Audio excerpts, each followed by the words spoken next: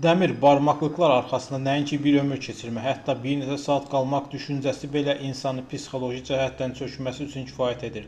Lakin bu da bir həqiqətdir ki, yaşadığımız dünyada hamı məsum deyil və bəzi əməllər cəzası ağır olur. Qədim zamanlardan bəri insanlar törətdikləri cinayət, oğurluq və sair kimi cəmiyyətin rifahına xələl gətirəcək əməllərinə görə cəza çəkmə müəssisələrində cinayətin ağırlıq dərəcəsinə görə cəzalandırılırlar. Günümüzdə də silsilə cinayətlər törətmiş və cəmiyyət üçün təhlükəli olan şəxslər daha güclü qorunma sistemindən malik cəza çəkmə müəssisələrinə yerləşdirilirlər. Hal belə olduqda onların cəzaları daha təhlükəli bir məkana çevrilir. Dünyanın 10 ən təhlükəli cəza çəkmə müəssisəsini sizə təqdim edirik. Taylandın Bangkok şəhərindəki Bang Kvan həbsxanası. Bangkok Hilton kimi də tanınır. Adətən edam və ya uzun müddətli cəza alan məhkumların olduğu bu həbsxanada əcnəbilərin olduğu da bildirilir. Həbsxanaya düşən məhbusların çoxu həbs dövrünün ilk 3 ayında psixoloji təzyiqlərə tab gətirməyərək ağıllarını itirirlər. Daha çox edam cəzası alan məhkumlar üçün nəzərdə tutulan bu həbsxanada demək olar ki, personalların sayı məhkumlardan çoxdur. Buna səbəb isə yaşayış şəraitinin olmadığı bu həbsxanada məhkumların cəzalarının bir il belə tamam olmadan vəfat etməsidir. ABŞ-ın New York şəhərinin Bronx ərazisində yerləşən Rikers ada həbsxanası illik büdcəsi 800 milyon dollardır. Rikers adasında yerləşən bu cəza çəkmə müəssisəsi dünyanın ən böyük həbsxanası və psixi müəssisələrdən biri hesab edilir. Digər həbsxanalardan öz spesifik vəhşilikləri ilə fərqlənir. 2013-cü il may ayında dərc olunan hesabatlara əsasən Rikers adası ABŞ-ın ən pis 10 həbsxanasından biri seçilib. Xüsusilə burada məhkumlara qarşı törədilən zorakılıq və laqeydliyə görə bir çox media orqanları və rəsmi qurumlar tərəfindən New York hökumətinə qarşı məhkəmə iddiası irəli sürülüb. Belə ki, burada məhbuslar mühafizəçilər tərəfindən gecə-gündüz vəhşicəsinə döyülürlər. Onlar ağır vəziyyətə düşənə qədər döyülür. Hətta bəzən mühafizəçilərin əyləncəsini təmin etmək üçün məhbuslar bir-biri ilə ölümcül vəziyyətə qədər döyüşdürülürlər. Bu tendensiya 2007-ci ilə qədər davam edib.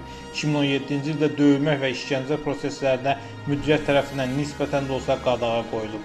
Kaliforniyanın ən qədim həbsxanası olan San Quentin həbsxanası 1852-ci ildə yaradılıb.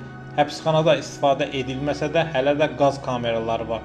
Həbsxana digərlərindən fərqləndirən əlamət qadın və kişi məhbusların bir yerdə olmasıdır. Təzyiqxanada istənilən qayda pozuntusu normal qəbul edilir.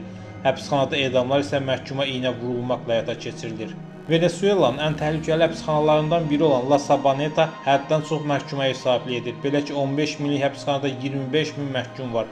Ən qəddar islah müəssisələrindən biri hesab olunan bu həbsxanada bir mühafizəçiyə 150 məhkum düşür. Burada xəstəliklər, aclıq, şəraitsizlik maksimal dərəcədədir.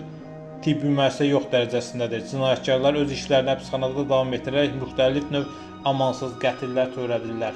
Burada heç bir qanun qayda işləmir. Burada məhkumlar öz qanunlarını tətbiq edirlər. Fransanın paytaxtı Parisdə yerləşən həbsxanaya fransızlar kinayə ilə sağlamlıq həbsxanası deyil.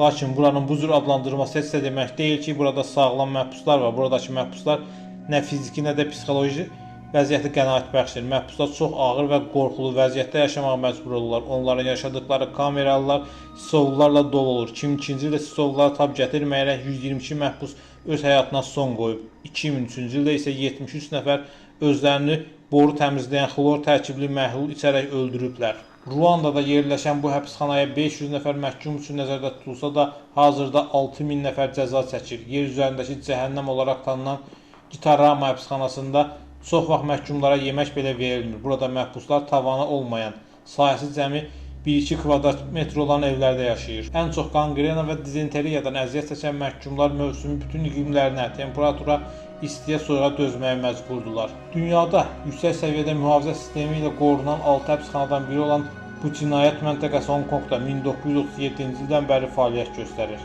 Bu təcridxana edam olunan cinayətkarların sayına görə beynəlxalq statistikada birinci yerdədir. Bir il ərzində burada 120-dən çox məhbus asılaraq edam olunur. Yaponların işğalı nəticəsində isə burada 600-dən çox məhbus qətlə yetirilib.